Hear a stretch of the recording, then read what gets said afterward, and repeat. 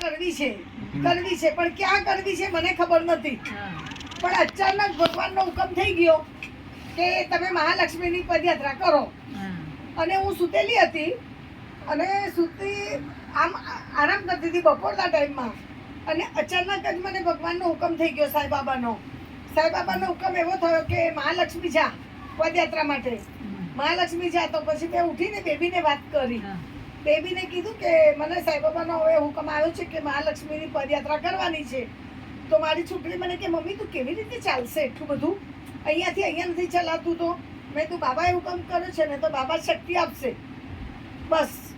એટલે બાબાના હુકમથી સાંઈ ભક્તો સાથે જવાનો હુકમ આવ્યો. એટલે મેં બધા સાંઈ ભક્તોને કીધું કે ગુરુ અને શિષ્ય બધા સાથે જાય. તો મેં બધા સાંઈ ભક્તોને કીધું, ગ્રુપમાં લખ્યું, બધું કર્યું. તૈયાર તો બધા થઈ ગયા હતા, વધારે તૈયાર થયા હતા લોકો, પણ અમુક લોકોને નહીં ફાવ્યું. 20-25 જણ તો ફિક્સ જ હતા, પણ એમાંથી બી ઘણાને નહીં ફાવ્યું. કોઈને બહારગામ જતા રહ્યા, કોઈના ઘરે મહેમાન આવી ગયા, કોઈનું આ ને તે ને એવું બધું. છેલ્લે રહ્યા આપણે 12 જણ, ફક્ત 12 જણ, એટલે 11 શિષ્યો અને 12 ગુરુ. હુકમ પ્રમાણે 12 જણ ગયા, પણ એટલી મજા આવી. આજે ખરેખર એટલા મસ્ત મહાલક્ષ્મી લિમિટેડ મોકલે, એટલે લિમિટેડ આવીએ છે બધા. એટલી તમારા બધાના સપોર્ટ થી હો. પાછું હું એકલી હોત તો ના થાત, મને આટલી બધી હિંમત ના થાય. પણ તમે તમારો સપોર્ટ હતો, અમે ચાલ્યા, તમારા આશીર્વાદ જ ચાલ્યા અમે, અમે ના ચાલો. એ તો છે, પણ તમારો બધાનો સપોર્ટ હતો તો એ તમારો મને આશીર્વાદ હતા. બાબાનો હુકમ તમારા પર થયો, તમારો હુકમ અમારા પર થયો, એટલે અમારે તમારો નંબર ઓમ સાઈરામ. ઓમ સાઈરામ. પણ ખરેખર તમારા બધા તમે બધા હતા તો જ મને મજા પણ આવી, સારું પણ લાગ્યું. અને આજે આ પદયાત્રા પૂરી કરી અને સાંઈબાબાની સામે આપણે બધા બેઠા છીએ કે શાંતિથી કામ પાર પડ્યું. અને ધારણા કરતા વહેલા આપણે ઘરે આવી ગયા. ધારણા કરતા વહેલા 7 વાગે નીકળ્યા હતા. 12 વાગ્યાનું લાગતું હતું. હા, 10 વાગે પહોંચ્યા ત્યાં, દર્શન કર્યા, નીકળ્યા. 11 વાગે ઘરે આવી ગયા. દર્શન મસ્ત થયા. 11 વાગે તો ઘરે આવી ગયા. દર્શન મસ્ત થયા.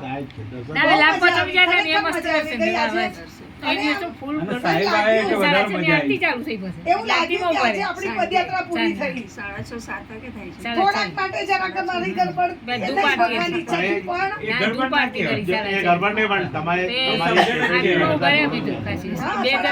ભગવાનની જે ઈચ્છા હતી કોઈ બી ડોલીમાં બી જાય છે ને, જાય છે તો એમ સમજવાનું આપણે ડોલી જ હતી. એ તો બરોબર છે, બધી વાત સાચી છે. પણ હવે શું થાય કે આપણને મનમાં એમ થાય ને કે ભાઈ પદયાત્રા છે તો પગે ચાલતા જ જઈએ. તમારી ઉંમર તો તમે જવાના જ હતા. એ તો છે. તો પછી પણ આજે તમે બધા છો તો હું આજે હિંમત કરીને નીકળી શકી. બાકી અને બીજલ પણ આવવાની જ હતી, બેબી કહેતી હતી આવવાનું, પણ આજે એના નસીબમાં ક્લાસ હતા. અત્યારે મીટિંગમાં ગઈ છે, આવીને દાદર જશે ક્લાસમાં. એ આવશે સીધી હવે રાત્રે, એટલે એને ટાઈમ નથી. નહીતર એ તો પહેલી તૈયાર હતી આવવા માટે. એ કે હું તો આવીશ જ. એમને તો ગમે છે પાછું, એને તો બહુ જ ગમે છે આવવાનું. અને ખરેખર એટલું સારું લાગ્યું ને કે બધા હતા એટલે મજા આવી ગઈ, ખૂબ આનંદ થયો. અને હવે આ ભાયંદર વાળા વહેલા ઉઠીને આવી ગયા છે તો સચિન ને ગીતા તો કેટલા ગ્રેટ કહેવાય કે સન્ડે ના દિવસે પાછા, એ પણ આરામનો દિવસ.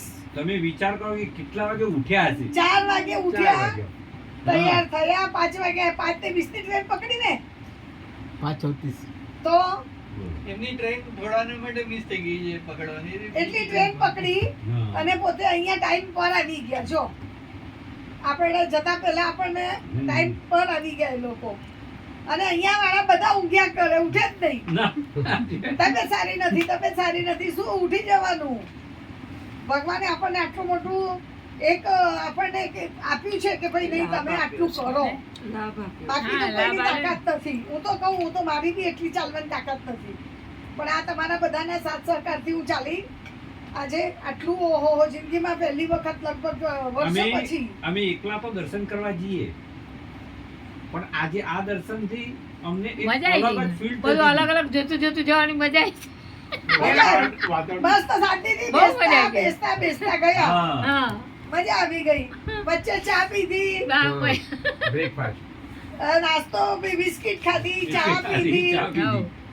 મજા આવી કરતા કરતા અને અમારા સાહેબ હજી આયા ને એ તો નહીં આવતા ને. નહીં નહીં નહીં હા, નહીં તો સુતેલા દેખાય પાછા. ઊંઘી ગયા વિડીયો આડા પડી ગયા ને. તમે હાથી આયા ને બધા હવે અત્યારે જો આ બધા આવ્યા છીએ ને તો જમી અને પછી જવાનું છે. આપણે જમવાનું બધું જે ખાવું હોય મંગાવીએ છીએ. હવે બધાએ જમી પાછું મારે શું જવાનું? હવે તો ભગવાન હાથ મારવું. અને મહાલક્ષ્મીના પગથિયા કેટલા બધા છે પણ તો ચડાવ્યા નથી. ઊંચા સીધા પગથિયા સીધા છે. પગથિયા. એટલે તો તમને કીધું તમે એ ટેકરો